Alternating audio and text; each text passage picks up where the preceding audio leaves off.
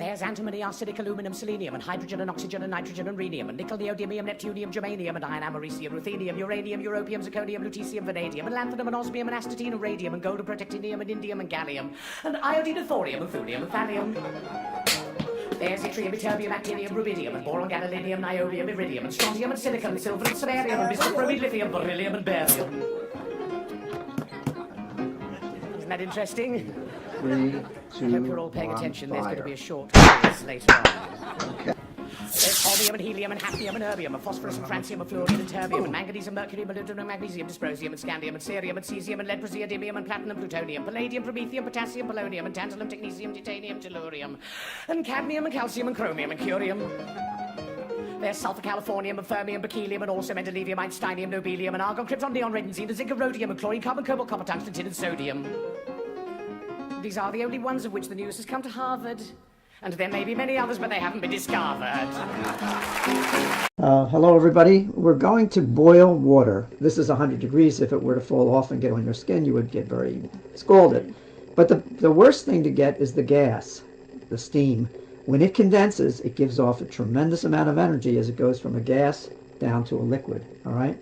It gives off a tremendous amount of energy. Now, in this beaker, I have water from the tap, but it's from the hot water tap, and it's been running a while. And this hot plate is very hot, very hot. And of course, it's heating the water from the bottom. And I think you may be able to see a few drops here, a few little bubbles, and every so often a bubble going up. And do remember that because the heat is coming from the bottom water will be hotter than the top. But because hot water is less dense than cold water, the water will rise, all right? And so we're tending to try and make the temperature homogeneous, but it's always going to be hotter at the bottom. Now you can see some bubbles here. Those are air bubbles. And I don't know if they really can see much. Well, every so often you see a bubble go up, right? Now, air, oxygen and nitrogen mainly, a little bit of carbon dioxide, is less soluble at high temperatures than low temperatures. Any gas. The gases decrease their solubility as you increase the temperature. And so as you're raising the temperature, the air becomes less soluble and it comes out of solution and forms bubbles. And it may not be very apparent, but there's a bunch of bubbles in there, and they're little tiny bubbles on the side of the container which are coming out. Every so often we see a bubble go up. A lot of people think the water is starting to boil when you see that bubbling, but it's not. It's not. Okay? Now, you can do this by taking water and boil it vigorously and then let it cool down and then reheat it. And then you don't see those bubbles initially because the air has been boiled out of the water. But this water was just from the tap. It was from the hot water tap. And you're seeing bubbles. All right. Now, the other thing you'll notice, do you notice, Pie Guy Pepin? There's little striations in the water, little striations. And that's because the refractive index of water varies with temperature. And this water in here is not of a homogeneous temperature. By that I mean the temperature is not constant all the way up. And so I notice little striations in the water. And the striations seem to rise. And that's because the hot water from the bottom is rising up to the top. We also see water vapor condensing up here. The water is evaporating. The water is evaporating, but it's not boiling. And although we cannot see the water vapor because water vapor is colorless, there's plenty of water coming out here into the room as the water heats up. So we're seeing, it's not the most exciting thing in the world, but we're seeing bubbles of air coming out and rising because they're less dense than water and they rise. We see bubbles forming around the sides, and every so often some of them go up. That's what we tap the sides. They kind of stick to the sides. And it's getting warmer, but we don't see any boiling as yet. Evaporation, yes.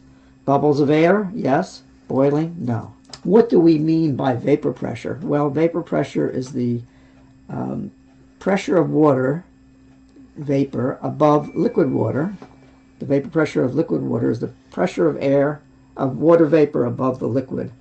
And the vapor pressure of water varies with temperature. It increases with temperature. And it so happens that it reaches, okay, we're starting to hear a little noise.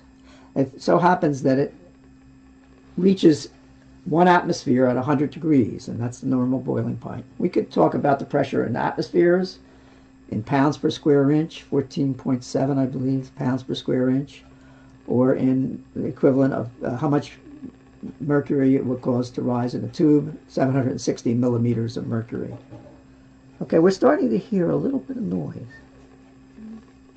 And this is not uncommon. Okay, now we don't see too many air bubbles now. Most of the air has been kind of eliminated. Although you can see a lot of bubbles up here at the top. Yeah, that's true, yeah. Okay. All right, now, every so often, it may not be apparent yet to the viewers, I see bubbles form and kind of collapse. They form and then they kind of collapse. Oh, I think that you can see it a little. Okay. You see those bubbles forming and collapsing, those those random blinks? Those bubbles are bubbles of water vapor, not bubbles of air. But they don't make it to the top because it's colder at the top. It's not cold, it's hot, but it's not hot enough. As the water vapor rises in the bubble, it gets colder, and then the vapor pressure decreases and the air pressure is sufficient to collapse the bubble. And so that sound is really the bubbles collapsing, I think. Okay, we're seeing more bubbles. Okay, wait. More water vapor bubbles. See how many? Yeah, you can see the bubbles aren't making it to the top.